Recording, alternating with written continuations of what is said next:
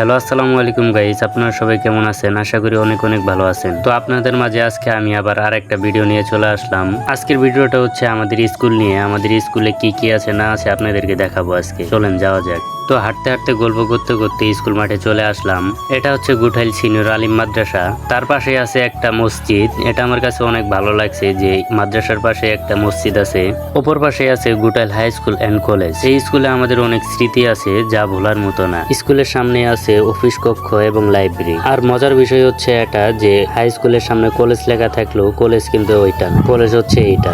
তার অপর পাশে আছে গুঠাইল সরকারি প্রাথমিক বিদ্যালয়, যেটাকে আমরা প্রাইমারি স্কুল নামে চিনি।